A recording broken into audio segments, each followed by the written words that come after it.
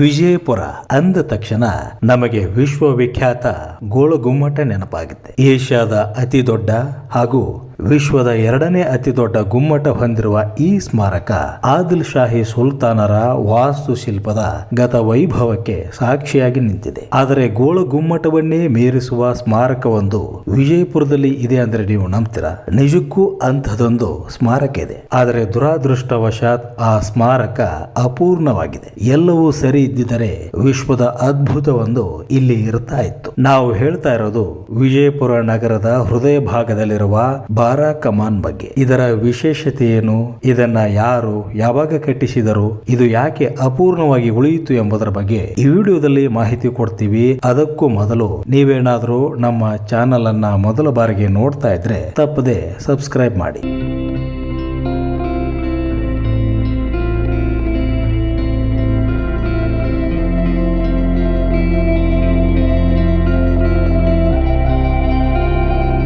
ಬಾರಾ ಕಮಾನ್ ಅಂದ್ರೆ 12 ಕಮಾನುಗಳು ಎಂದರ್ಥ. ಆದರೆ ಇಲ್ಲಿ ಅದಕ್ಕಿಂತ ಹೆಚ್ಚು ಕಮಾನುಗಳಿವೆ. ಇದನ್ನ 12 ಅಂತಸ್ತುಗಳಲ್ಲಿ ಕಟ್ಟಿಸಲು ಉದ್ದೇಶಿಸಲಾಗಿತ್ತು ಎಂದು ಹೇಳಲಾಗ್ತದೆ. ಹಾಗೆ ನೋಡಿದರೆ ಇದು ಬಾರಾ ಅಂತಸ್ತು ಆಗಬೇಕಾಗಿತ್ತು. ಆದರೆ ಜನರ ಬಾಯಲ್ಲಿ ಬಾರಾ ಕಮಾನ್ ಆಗಿದೆ. ಈ ಸ್ಮಾರಕವನ್ನ ನೋಡಿದ ತಕ್ಷಣ ಇದೊಂದು ಅಪೂರ್ಣ ಕಟ್ಟಡ ಅಂತ ಗೊತ್ತಾಗಿ ಬಿಡ್ತದೆ. ಬಾರಾ ಕಮಾನ್ ಯಾಕೆ ಅಪೂರ್ಣವಾಗಿ ಉಳಿಯಿತು ಎಂಬುದರ ಬಗ್ಗೆ ಇಂದಿಗೂ ಸರಿಯಾದ ನಿಖರ ಮಾಹಿತಿ ಸಿಕ್ಕಿಲ್ಲ. ಹೀಗಾಗಿ ಇದು ಇಂದಿಗೂ ಜನರ ಪಾಲಿಗೆ ರಹಸ್ಯ ಕುತೂಹಲದ ತಾಣವಾಗಿ ಬಿಟ್ಟಿದೆ. ಈಗಲೂ ವಿಜಯಪುರದಲ್ಲಿ ಯಾರಾದರೂ ಕೆಲಸವನ್ನ ಅರ್ಧಕ್ಕೆ ನಿಲ್ಲಿಸಿದರೆ ಬಾರಾ ಕಮಾನ್ ಕಟ್ಟಿದ ಹಾಗೆ ಎಂಬ ಮಾತನ್ನ ಹೇಳ್ತಾರೆ.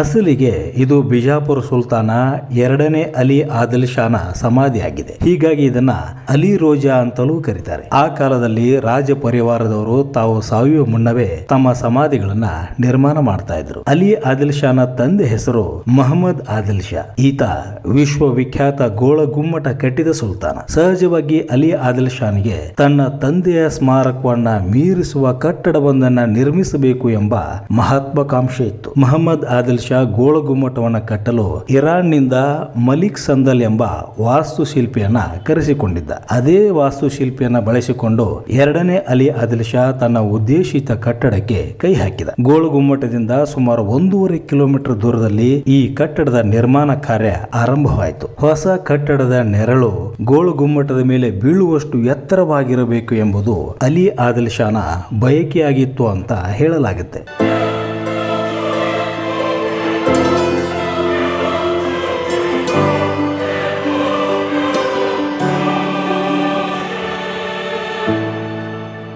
ಗೋಳಗುಮ್ಮಟದ ನಿರ್ಮಾಣಕ್ಕೆ 30 ವರ್ಷ ತಗುಲಿದರೆ ಇನ್ನು ಅದಕ್ಕಿಂತ ದೊಡ್ಡದಾದ ಈ ಕಟ್ಟಡವನ್ನ ಪೂರ್ಣಗೊಳಿಸಲು ಎಷ್ಟು ವರ್ಷ ಬೇಕಾಗಬಹುದು ಎಂಬುದನ್ನ ಒಮ್ಮೆ ನೀವೇ ಊಹಿಸಿ ನೋಡಿ. ಇಷ್ಟು ಎತ್ತರದ ಕಟ್ಟಡಕ್ಕೆ ಅಷ್ಟೇ ಗಟ್ಟಿಯಾದ ತಳಪಾಯ ಬೇಕೇ ಬೇಕು. ಈ ಕಟ್ಟಡದ ತಳಪಾಯವೇ 40 ಅಡಿ ಎತ್ತರವಿದೆ. ಗೋಳಗುಮ್ಮಟದ ಹೊರಗಡೆಯ ಸುತ್ತಳತೆ 156 ಅಡಿ ಇದ್ದರೆ ಬಾರಾ ಕಮಾನಿನ ಸುತ್ತಳತೆ 215 ಅಡಿ ಇದೆ. ಚಚ್ಚೌಕ ಆಕಾರದ ಈ ಬೃಹತ್ ಕಟ್ಟಡಕ್ಕೆ ನೆಲಮಟ್ಟ 20 ಅಡಿ ಎತ್ತರದ ಜಗತಿ ಇದೆ. ಸಂಪೂರ್ಣವಾಗಿ ಬಸಾಲ್ಟ್ ಕಲ್ಲಿನಲ್ಲಿ ನಿರ್ಮಾಣ ಮಾಡಿರುವ ಈ ಸ್ಮಾರಕವನ್ನ ಘಾತಿಕ್ ಶೈಲಿಯಲ್ಲಿ ಕಟ್ಟಲಾಗಿದೆ. ಆದರೆ ಸ್ಮಾರಕ ನಿರ್ಮಾಣ ಹಂತದಲ್ಲಿರುವಾಗಲೇ ಅಲಿ ಆದಿಲ್ ಶಾ ಮರಣ ಹೊಂದುತ್ತಾನೆ. ಸುಲ್ತಾನನ ಕನಸಿನ ಮಹಲು ಅಸ್ಥಿ ಪಂಜರದಂತೆ ಮೊದಲ ಅಂತಸ್ತಿನಲ್ಲೇ ಅಪೂರ್ಣವಾಗಿ ಉಳಿದುಕೊಂಡು ಬಿಡ್ತು. ಹೀಗಾಗಿ ಬಾರಾ ಕಮಾನ್ ಸುತ್ತ ಹಲವಾರು ದಂತಕಥೆಗಳು ಹುಟ್ಟಿಕೊಂಡವು.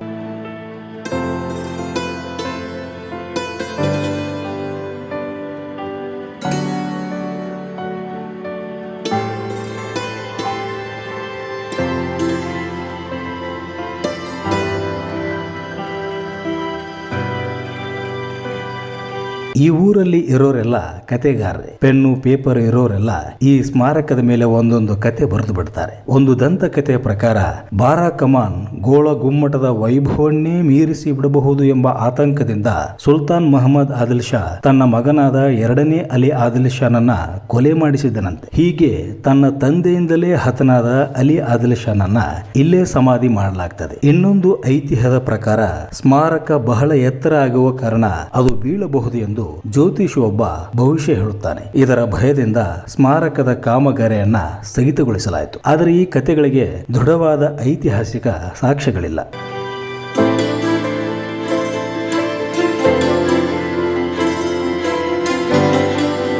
ತಾನು ಪಟ್ಟಕ್ಕೆ ಬಂದ ವರ್ಷದಿಂದಲೇ ಅಂದರೆ 1656ರ ಸಮಯದಲ್ಲಿ ಎರಡನೇ ಅಲಿ ಆದಿಲ್ ಶಾ ಬಾರಾ ಕಮಾನ್ ಅನ್ನ ನಿರ್ಮಾಣ ಮಾಡಲು ಆರಂಭಿಸಿದ. 1656ರಲ್ಲೇ ಮಹಮ್ಮದ್ ಆದಿಲ್ ಶಾ ಮರಣ ಹೊಂದಿದ್ದ. ಹೀಗಾಗಿ ತಂದೆಯಿಂದಲೇ ಮಗನ ಕೊಲೆ ಎಂಬುದು ಕಟ್ಟುಕತೆ ಅಂತ ಹೇಳಬಹುದು. 1672ರಲ್ಲಿ ಸುಲ್ತಾನ್ ಅಲಿ ಆದಿಲ್ ಶಾ ಮರಣ ಹೊಂದುತ್ತಾನೆ. ನಂತರ ಬಂದ ಸಿಕಂದರ್ ಆದಿಲ್ ಶಾನಿಗೆ ರಾಜ್ಯವನ್ನ ಉಳಿಸಿಕೊಳ್ಳುವುದೇ ಕಷ್ಟದ ಕೆಲಸವಾಗಿತ್ತು. ಹೀಗಾಗಿ ಈ ಬೃಹತ್ ಸ್ಮಾರಕದ ನಿರ್ಮಾಣ ಕಾರ್ಯವನ್ನ ಮುಂದುವರಿಸುವ ಸಾಹಸಕ್ಕೆ ಅವನು ಕೈ ಹಾಕಲಿಲ್ಲ. 1686ರಲ್ಲಿ ಮೊಘಲ ದೊರೆ ಔರಂಗಜೇಬನ ಆಕ್ರಮಣದಿಂದ ಬಿಜಾಪುರ ಆದಿಲ್ ಶಾಹಿ ಸಾಮ್ರಾಜ್ಯ ಪತನವಾಯಿತು. ರಾಜನ ಮರಣ, ರಾಜಾಶ್ರಯದ ಕೊರತೆ ಮತ್ತು ರಾಜ್ಯದ ಪತನದಿಂದಾಗಿ ಬಾರಾ ಕಮಾನ್ ಶಾಶ್ವತವಾಗಿ ಅಪೂರ್ಣವಾಗಿಯೇ ಉಳಿದುಕೊಂಡು ಬಿಟ್ಟಿತು.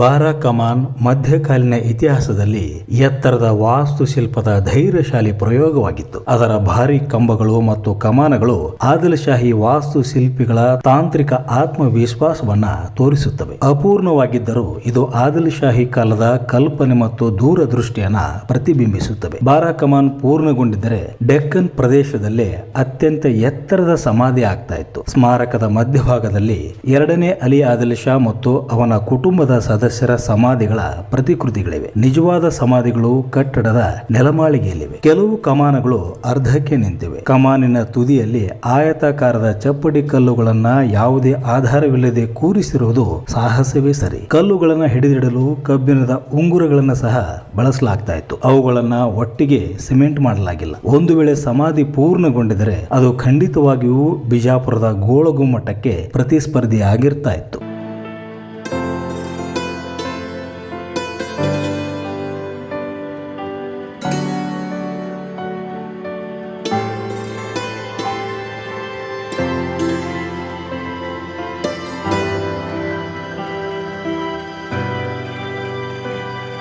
ವಿಜಯಪುರ ಬಸ್ ನಿಲ್ದಾಣದಿಂದ ಕೇವಲ 1 ಕಿಲೋಮೀಟರ್ ದೂರದಲ್ಲಿ ಈ ಸ್ಮಾರಕ ಇದೆ. ಇಲ್ಲಿ ಯಾವುದೇ ರೀತಿಯ ಪ್ರವೇಶ ದರ ಇರೋದಿಲ್ಲ. ಬೆಳಗ್ಗೆ 8 ಗಂಟೆಯಿಂದ ಸಂಜೆ 5 ಗಂಟೆವರೆಗೂ ಇದು ಪ್ರವಾಸಿಗರ ವೀಕ್ಷಣೆಗೆ ತೆರೆದಿರುತ್ತದೆ. ನೀವು ವಿಜಯಪುರಕ್ಕೆ ಭೇಟಿ ನೀಡಿದರೆ ಈ ಅಪರೂಪದ ಸ್ಮಾರಕವನ್ನ ನೋಡೋದನ್ನ ಮಾತ್ರ ಮರಿಬೇಡಿ. ಈ ವಿಡಿಯೋ ಇಷ್ಟ ಆದ್ರೆ ನಿಮ್ಮ ಸ್ನೇಹಿತರೊಂದಿಗೆ ಮರೆಯದೆ ಶೇರ್ ಮಾಡಿ.